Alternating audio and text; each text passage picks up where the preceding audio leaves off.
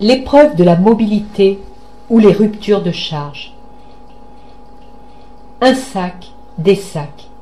Tirer, porter le poids des choses et résister à leur force d'inertie pour se mouvoir. Poser un pas vers l'autre en attendant de confier la charge à la soute d'un quart. Tirer, tirer encore jusqu'à l'essoufflement, jusqu'au point de rupture, puis déposer les sacs par terre et se poser dessus pour un repos furtif.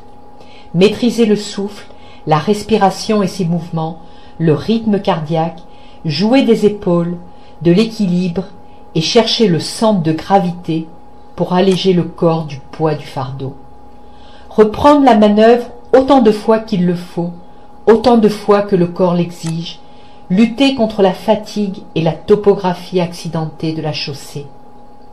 Poser un sac, s'en défaire et tracer du regard la ligne qui le sépare du point de chute. Le quart est à quelques dizaines de mètres. Les franchir avec un sac en moins. Premier voyage, déposer les sacs et repartir, se retourner les yeux inquiets. Les sacs sont-ils encore là? D'autres regards ne les scrutent-ils pas déjà? Les yeux, au rythme des pas, font le va-et-vient entre les deux extrémités de la ligne de mouvance. Deuxième voyage, reprendre possession du gros sac et le porter à bon port. Un grand souffle de soulagement s'échappe, se libère de la compression de la charge et déploie le thorax vers l'avant, étirant les muscles au passage, dénouant les nœuds et les contractions cumulées. Mission accomplie.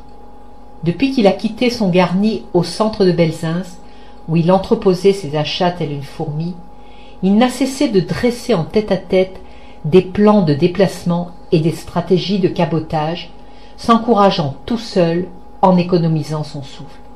Encore, quelques mètres, tiens bon, rien que quelques mètres. Que de missions, de décisions à prendre et à reprendre, à tourner et à retourner dans sa tête pour les abandonner et forcer le pas et le destin, poser un pas après l'autre, la chaussée devient hostile, une vraie géographie de l'obstacle, mettant à l'épreuve son corps tendu entre l'ici et le là-bas, jouant des distances et des proximités entre ces deux pôles de sa mouvance.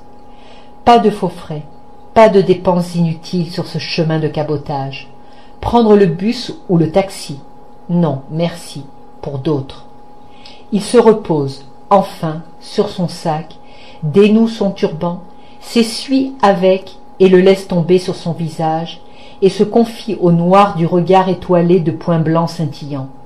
Soulève le souffle intérieur pour y puiser énergie, et dans un mouvement brusque, il se relève et maudit la vie et ses misères.